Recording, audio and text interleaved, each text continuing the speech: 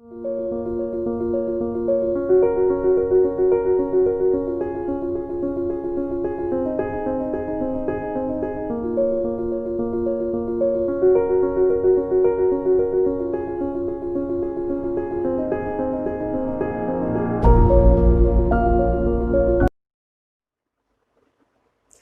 Students, कैसे हैं आप लोग?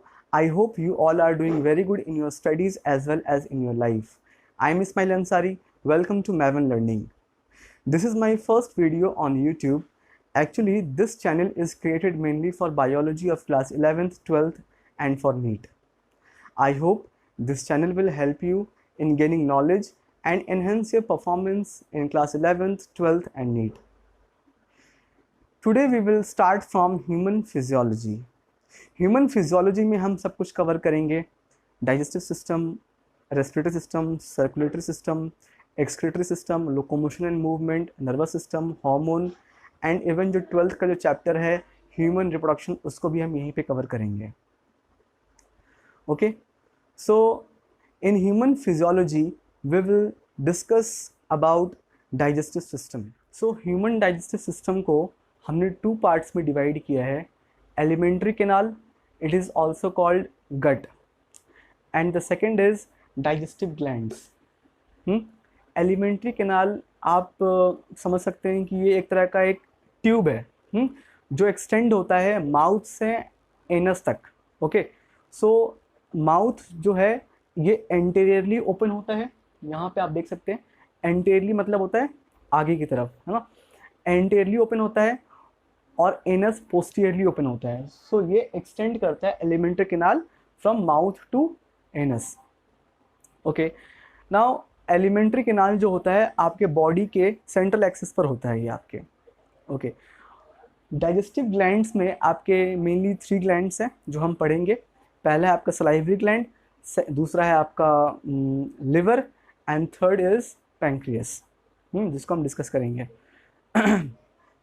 ओके, नाउ पहले हम देखते हैं एलिमेंट्री कैनाल के पाथवे. अब मैंने आपको बताया कि एलिमेंट्री कैनाल जो है वो आपके माउथ से स्टार्ट होता है. सो माउथ एंटीरियरली ओपन है. माउथ के बाद वेस्टिब्यूल आता है. आप देख सकते हैं माउथ के बाद, इसमें मैंने वेस्टिब्यूल दिखाया नहीं है. तो वेस्टिब्यूल होता क्या है? वेस्टिब्यूल एक नैरो स्पेस होता है जो कि एक्सटर्नली सराउंड होता है आपकी चीक और लिप से, और इंटरनली सराउंड होता है टीथ और गम से. जैसे आप कभी मिरर के सामने खड़े होकर देख सकते हैं, एक यहाँ पे खाली स्पेस होता है.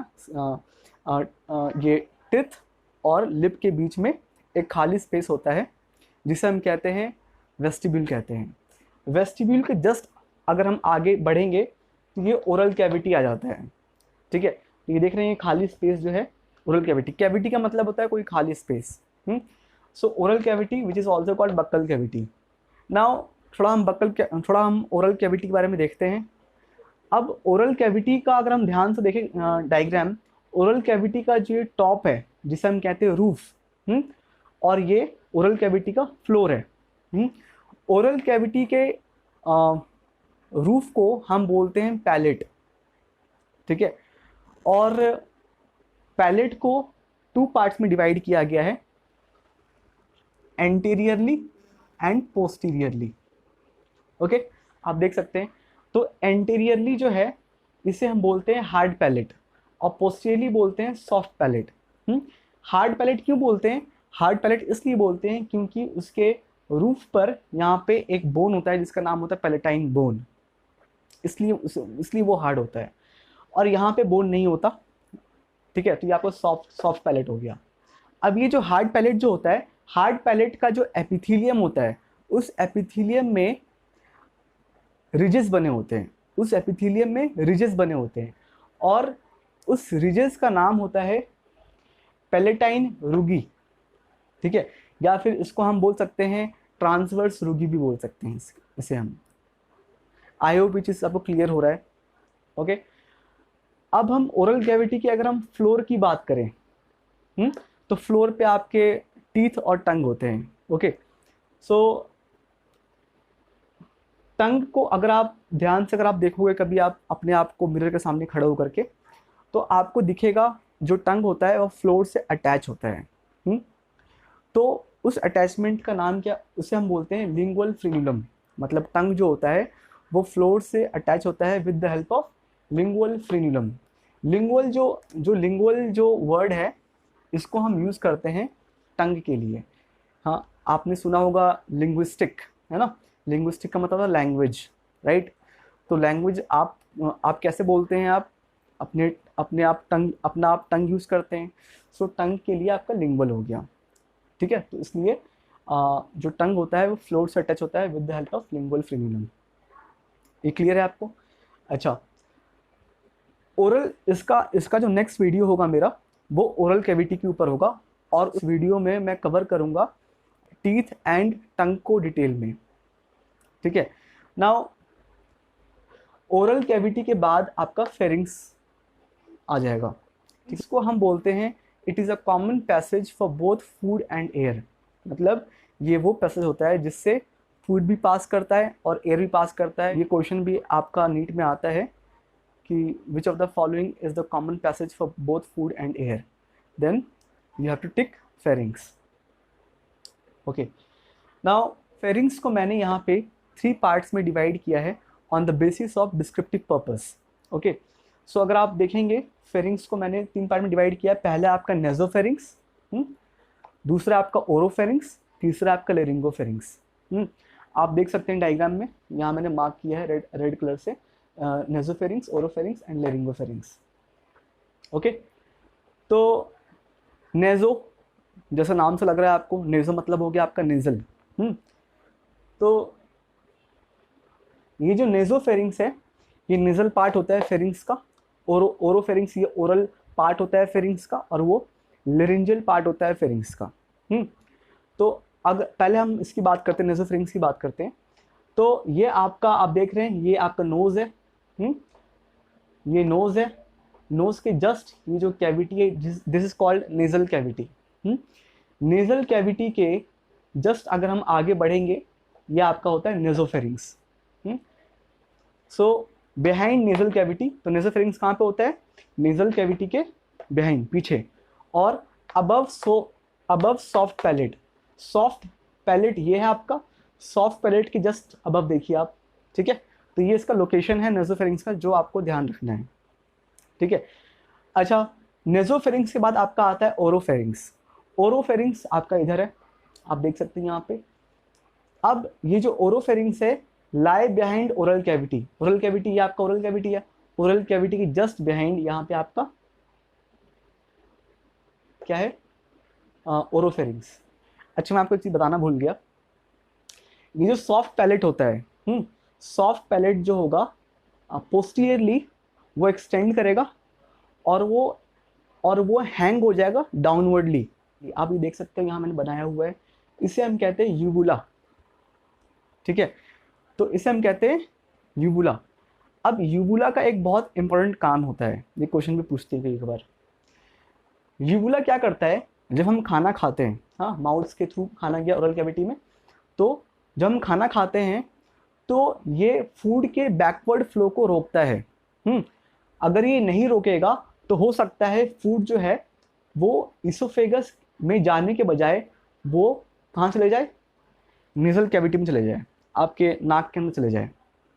तो इसका मेन काम यही है कि ये फूड को बैकवर्ड फ्लो से प्रिवेंट करता है। ये सॉरी, मैं आपको बताना भूल गया था पहले। अब हम बात करते हैं ओरोफेरिंग्स। हम ओरोफेरिंग्स पे थे ना, तो ओरोफेरिंग्स आप देख सकते हैं just lie behind the oral cavity के जस्ट पीछे। ओके, अब both nasopharynx and oral cavity open into oropharynx. ये जो आपका नेजोफेरिंग्स है और जो ओरल कैविटी है, ये दोनों का जो ओपनिंग हो रहा है वो कहाँ पे हो रहा है? ओरोफेरिंग्स पे। तो हम ये कह सकते हैं कि ओरोफेरिंग्स जो होता है it is a common passage for both food and air. Air आपके नोज से गया और माउथ से आपका फूड गया, तो अगर आप ध्यान से देखिए दोनों चीज़ जो है वो ओरोफेरिंग्स से पास कर रहे हैं। तो इसी वजह से ओरोफेरिंग्स के वजह से ही हम पूरे फेरिंग्स को बोलते हैं it is a common passage for both food and air. Clear है ये चीज़ आपको? ओरोफेरिंग्स के बाद आपका आता है लेरिंगोफेरिंग्स, यहाँ पे आप देख सकते हैं। तो ये फेरिंग्स का सबसे इंफीरियर पार्ट होता है। आप देख सकते हैं सबसे ऊपर है आपका नेजोफेरिंग्स, देन उसके बाद ओरोफेरिंग्स, देन सबसे नीचे है आपका लेरिंगोफेरिंग्स।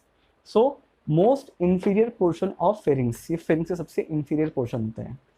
अच्छा, तो लेरिंगोफेरिंग्स के आगे, जस्ट आगे दो पाथवे ओपन हो जाते हैं, ठीक है। तो ये आपका एंटीरियर पोर्शन है, ये आपका पोस्टीरियर पोर्शन है, ठीक है। जैसे आप इसको समझिए, आप ये आपका एंटीरियर है रेड वाला, और ये आपका पोस्टीरियर है ब्लू वाला, ठीक है। तो ये जो ओपनिंग हो रहा है, ये जो एंटीरियरली जो ओपनिंग हो रहा है लेरिंगोफेरिंग्स, यहाँ पे लेरिंगोफेरिंग्स जस्ट एंटीरियरली जो ओपनिंग हो रहा है वो कहाँ जा रहा है आपके, वो जा रहा है आपके ट्रैकिया में, ठीक है, जिसे हम कहते हैं विंड पाइप कहते हैं।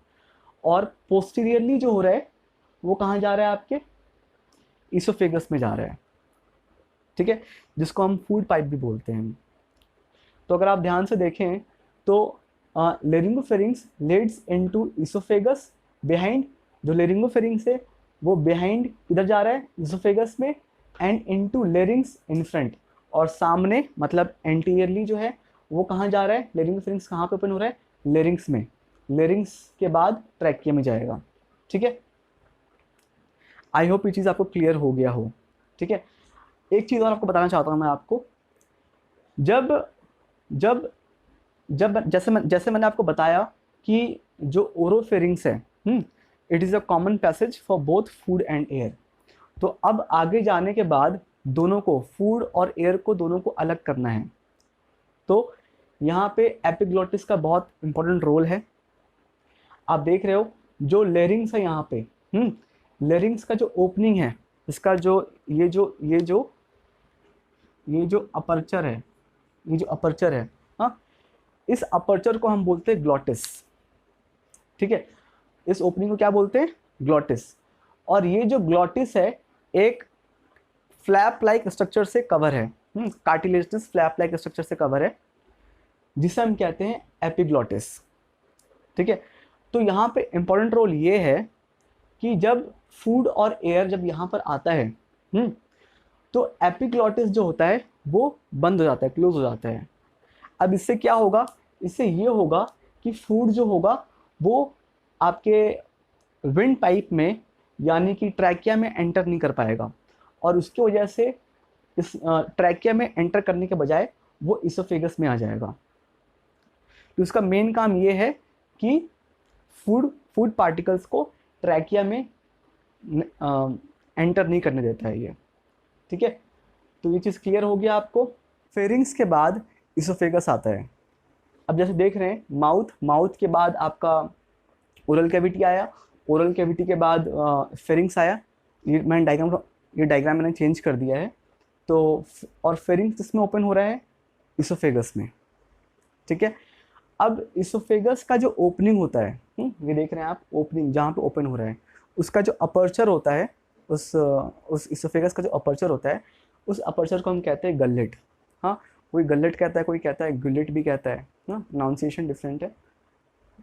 और अब ये जो इसोफेगस है ये किस में ओपन हो रहा है, आपके स्टमक में ओपन हो रहा है। जो मेन काम है इसोफेगस का, वो क्या करता है, oesophagus transfers the food from pharynx to the stomach. अब बात करते हैं कि ये फूड जो है फेरिंग्स से स्टमक में आता कैसे है। तो इसोफेगस के जो मसल्स होते हैं वो एक तरह का मूवमेंट शो करता है जिसे कहते हैं पेरिस्टाल्सिस मूवमेंट। ये क्या होता है पेरिस्टाल्सिस मूवमेंट?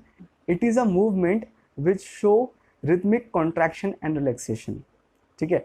ये एक तरह का मूवमेंट होता है जिसमें कॉन्टिन्यूसली रिथमिकली कॉन्ट्रैक्शन रिलैक्सेशन होता रहता है।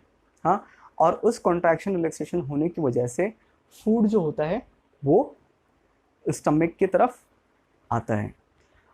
और आगे अगर हम देखें तो इसोफेगस का जो ओपनिंग है स्टमक में, it is regulated by a sphincter whose name is gastroesophageal sphincter. Gastro का मतलब होता है स्टमक, गैस्ट्रो का मतलब क्या होता है, स्टमक।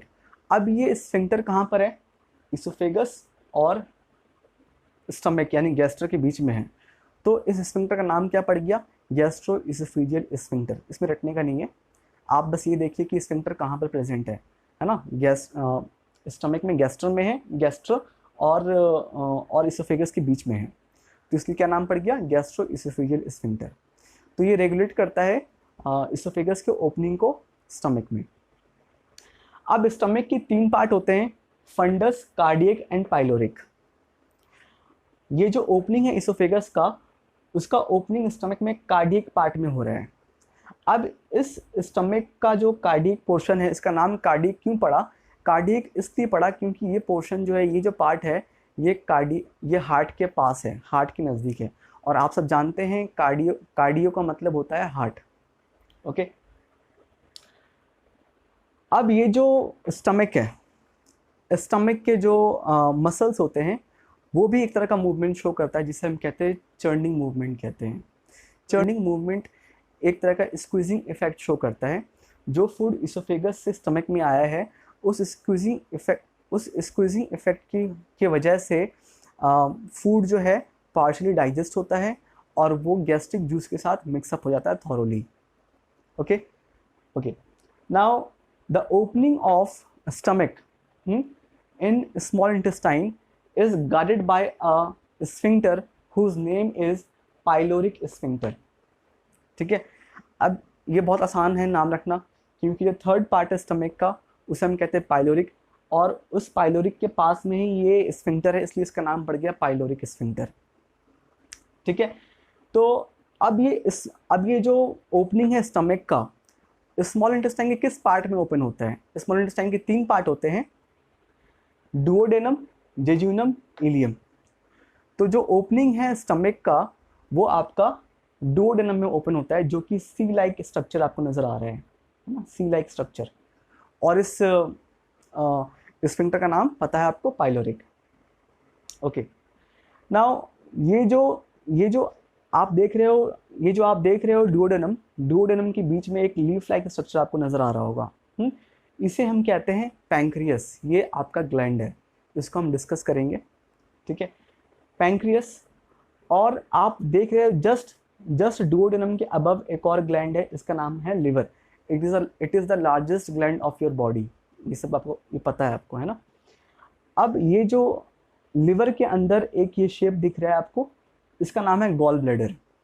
ठीक है, तो गॉल ब्लैडर का जो डक्ट है, गॉल ब्लैडर का डक्ट और ये पैंक्रेटिक डक्ट जो है, ये दोनों साथ में ओपन होता है आपके डुओडेनम में।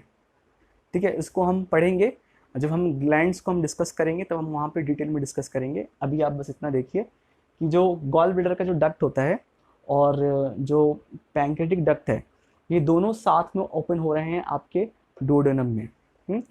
इसे कहते हैं हेपाटो पैंक्रेटिक डक्ट। हेपाटो मतलब होता है लिवर और पैंक्रेटिक मतलब पैंक्रियस। क्योंकि देखिए ये जो डक्ट है, ये कहाँ से आ रहा है, गॉल ब्लैडर में, और गॉल ब्लैडर किधर है, आपके पैंक्रियस के पास में है। ठीक है, तो ये आपका हेपेटिक डक्ट हो गया, ये आपका पैंक्रेटिक डक्ट हो गया, और ये जो ओपन हो रहा है इसे हम कहते हैं हेपेटो पैंक्रेटिक डक्ट। अब डुओडेनम के बाद ये किधर जा रहा है, जेजुनम में। It is the second part of small intestine. ठीक है, एक चीज़ आपको बताना है, जो स्मॉल इंटेस्टाइन है, it is the longest part of alimentary canal which is about 6.25 metre. Okay, जो डुओडेनम है वो अबाउट 25 सेंटीमीटर होता है। जेजुनम जो होता है वो काफ़ी ज़्यादा वेस्कुलर होता है। वेस्कुलर मतलब इसमें ब्लड सप्लाई ज़्यादा होगा, और ये दिखने में भी काफ़ी रेडिश अपीयरेंस होता है, और इसका length which is approx about 2.5 metre. Jejunum के बाद आपका आता है ileum. Ileum which is about 3.5 metre. तो अगर आप देख रहे हैं, तो स्मॉल इंटेस्टाइन का सबसे लॉन्गेस्ट पार्ट आपका इलियम है। I hope it is clear है। एक बार हम फंक्शन की बात कर लेते हैं। स्मॉल इंटेस्टाइन का मेन काम क्या है? स्मॉल इंटेस्टाइन का मेन काम है, जो फूड डाइजेस्ट हो गया है, मतलब वो फूड जो कॉम्प्लेक्स फूड से सिंपल फूड में बन गया है ब्रेक डाउन होने की वजह से, वो सिंपल फूड में बनने के बाद स्मॉल इंटेस्टाइन में ही वो सिंपल फूड अब्जॉर्ब हो जाता है। मतलब स्मॉल इंटेस्टाइन में एक स्ट्रक्चर होता है जिसका नाम होता है विलाय, हम पढ़ेंगे वो भी बाद में, ठीक है। विलाय होता है, तो उस विलाय में ब्लड सप्लाई होता है और उस विलाय से ही जो सिंपल फूड होते हैं टूटने के बाद, डाइजेशन होने के बाद, वो स्मॉल इंटेस्टाइन में ही अब्जॉर्ब हो जाता है। तो इसका मेन काम जो है स्मॉल इंटेस्टाइन का, वो अब्जॉर्प्शन का है, और ये बहुत इंपॉर्टेंट रोल है इसका, ठीक है। Okay, now after small intestine अगर आप देखोगे तो स्मॉल इंटेस्टाइन के बाद जो कि जो इसका लास्ट पार्ट है इलियम, वो कहाँ पे ओपन हो रहा है? आपके लार्ज इंटेस्टाइन में ओपन हो रहा है। जैसा कि स्मॉल इंटेस्टाइन में भी 3 पार्ट था, उसी तरह लार्ज इंटेस्टाइन में भी 3 पार्ट है। पहला पार्ट है इसका सीकम, कोलोन एंड रेक्टम। तो इसके 3 पार्ट हो गए, सीकम, कोलोन एंड रेक्टम। तो यहाँ पे आपका इलियम एंड हो रहा है, यानी स्मॉल इंटेस्टाइन एंड हो रहा है, और स्मॉल इंटेस्टाइन कहाँ ओपन हो रहा है? लार्ज इंटेस्टाइन में ओपन हो रहा है। और लार्ज इंटेस्टाइन के किस पार्ट में ओपन हो रहा है? दिस इज सीकम, सीकम में ओपन हो रहा है। It is the first part of large intestine. अगर आप सीकम को अगर आप थोड़ा ध्यान से अगर आप देखोगे तो सीकम में छोटा सा एक आउटग्रोथ है जो कि अप्रॉक्स 8 सेंटीमीटर का होता है, और इस आउटग्रोथ को हम कहते हैं वर्मीफॉर्म अपेंडिक्स कहते हैं। और ये जो वर्मीफॉर्म अपेंडिक्स होता है ये वेस्टिजियल ऑर्गन होता है। वेस्टिजियल ऑर्गन का मतलब होता है यूजलेस ऑर्गन, जो कि कोई हमारे बॉडी में कुछ काम का नहीं है ये, ठीक है। तो इसे हम क्या कहते हैं? Vermiform appendix. अब यहाँ पे मैं एक चीज़ आपको क्लियर करना चाहता हूँ। मैंने बहुतों को सुना है, शायद आप लोगों ने भी सुना होगा किसी को ये कहते हुए कि किसी इंडिविजुअल को या किसी फलाने शख्स को अपेंडिक्स हो गया। तो हमें ये नहीं कहना चाहिए कि अपेंडिक्स हो गया। अपेंडिक्स तो सबके पास होता है ना। तो हमें कहना चाहिए कि अपेंडिसाइटिस हो गया है। एक्चुअली में जो पेशेंट सफ़र करते हैं इससे, वो किसके वजह से होता है? अपेंडिसाइटिस की वजह से होता है अपेंडिसाइटिस। अपेंडिसाइटिस इसके एंड में ITIS लगा है। ITIS अगर कहीं भी लग जाए इसका मतलब होता है इन्फ्लेमेशन। इसका मतलब ये हुआ कि अपेंडिक्स का इन्फ्लेमेशन हो गया। तो हमें क्या कहना चाहिए कि अपेंडिसाइटिस हो गया, ना कि अपेंडिक्स हो गया। तो आइंदा आप लोग ये आगे से ध्यान रखना है। ओके, नाउ सीकम में जो सीकम होता है वो एक small blind sac like structure होता है। सैक मतलब होता है पाउच। तो स्मॉल ब्लाइंड सैक स्ट्रक्चर होता है जो कि होस्ट होता है सिम्बायोटिक माइक्रो ऑर्गेनिज्म का। मतलब इस सीकम में सिम्बायोटिक माइक्रो ऑर्गेनिज्म रहते हैं। अच्छा, सीकम के बाद जो आपका शुरू होता है वो होता है आपका कोलोन। अब आप यहाँ से आप देख रहे हो, यहाँ से ये पार्ट से, इस पार्ट से लेकर के इस पार्ट तक, ठीक है। ये क्या है? इसे कहते हैं कोलोन। अब कोलोन के 3 पार्ट होते हैं। कोलोन के 3 पार्ट होते हैं, इसको रटना नहीं है। देखो क्या, अगर ये नीचे से ऊपर जा रहा है ना, कोई भी चीज़ अगर छोटे से बड़े की तरफ जाता है या कोई भी चीज़ छोटे से नीचे से ऊपर की तरफ जाता है तो उसके लिए हम यूज़ करते हैं असेंडिंग। तो इस यहाँ से लेकर यहाँ तक का जो नाम है वो नाम है असेंडिंग कोलोन। ओके, और इस पोर्शन को अगर आप देखोगे यहाँ से लेकर के यहाँ तक, ये एग्जैक्टली तो हॉरिजॉन्टल में नहीं है लेकिन कह सकते हैं। तो इसका नाम जो है ट्रांसवर्स कोलोन कहते हैं इसे हम। ओके, और यहाँ से लेके यहाँ तक, अब ये पार्ट जो है ऊपर से नीचे की तरफ आ रहा है ना। अब कोई चीज़ अगर ऊपर से नीचे की तरफ आता है या फिर बड़े से, या फिर कोई भी चीज़ बड़े से छोटे की तरफ जाता है तो उसके लिए हम वर्ड यूज़ करते हैं डिसेंडिंग। तो इसलिए इस पार्ट का नाम हो गया डिसेंडिंग कोलोन। तो आपने ये देख लिया, असेंडिंग कोलोन, ट्रांसवर्स कोलोन और ये डिसेंडिंग कोलोन, ठीक है। कोलोन आपका खत्म हो गया। अब लास्ट पार्ट है लार्ज इंटेस्टाइन का जिसका नाम है रेक्टम, ठीक है। Rectum, it is a last part of large intestine, rectum. Rectum जो होगा ये ओपन हो जाएगा एनस में। ओके, अब एक बार हम फंक्शन की बात कर लेते हैं। लार्ज इंटेस्टाइन का क्या फंक्शन है? जो लार्ज इंटेस्टाइन का जो मेन फंक्शन है वो क्या करता है? वो वाटर को अब्जॉर्ब करता है। मेनली इसका जो मेन फंक्शन है वो वाटर को अब्जॉर्ब करता है। और जो दूसरा काम है लार्ज इंटेस्टाइन का वो क्या है कि ये अनडाइजेस्टेड फूड पार्टिकल्स को फीसेस के फॉर्म में एलिमिनेट करवाता है ये, ठीक है। और भी काम है इसके, जैसे कि विटामिन के और विटामिन बी को भी अब्जॉर्ब करने में हेल्प करता है लार्ज इंटेस्टाइन, ठीक है। आई होप ये चीज़ आप लोग को क्लियर हो गया होगा। सो इस वीडियो में बस इतना ही। We will meet again in next video. उस वीडियो में हम ओरल कैविटी को कवर करेंगे, टंग और टीथ को, ठीक है। तो आप लोग मोटिवेटेड रहिए और पढ़ते रहिए, और मैं आपको पढ़ाता रहूँगा, ठीक है। अच्छा, one more thing, if you like my videos then don't forget to like, share, subscribe and comment, and also press bell icon for more updates, ठीक है। और अगर आपको किसी चीज़ में डाउट है या जो मैंने आपको पढ़ाया वो चीज़ समझ में नहीं आया है, तो आप मुझे कमेंट कर सकते हैं या फिर आप मुझे मेल भी कर सकते हैं, ओके। और अगर आपको किसी भी तरह का मुझे एडवाइस देना या कोई सजेशन देना चाहते हैं आप लोग, तो आप मुझे कमेंट में बता सकते हैं या फिर आप मुझे मेल कर सकते हैं। So thank you.